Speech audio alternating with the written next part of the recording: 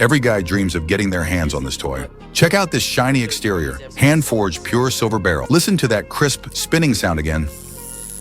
Nice gun. A Colt pistol cost $120.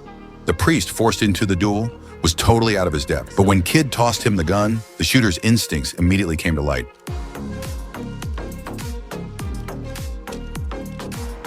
But the pastor, strapped for cash, ended up spending just $5 on a beat-up gun. He's got just one bullet, and he's taking this gun to the duel.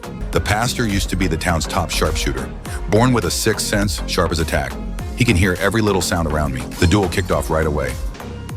Years of muscle memory from drawing his gun gave him the win when he thought the duel was over. But the other guy just stood up. He kept firing at him like crazy, but the preacher's gun was out of ammo.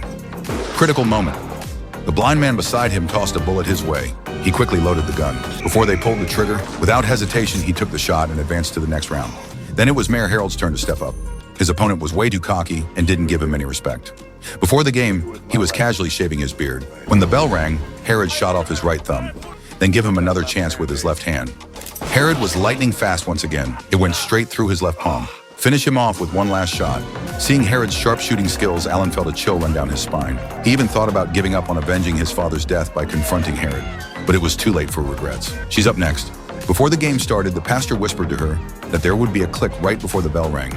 Then the countdown kicked off. Alan held his breath, listening intently. Sure enough, she heard the ticking sound. Without hesitation, she drew her gun and fired, instantly taking down her opponent. Alan secured the victory and advanced to the next round. As the competition continued, Kid's sharpshooting skills got him into the semifinals.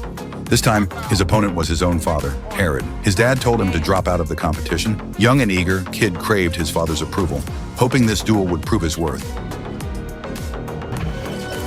The bullet just grazed Herod's neck, but Kid got hit in a critical spot. He couldn't bring himself to kill his dad.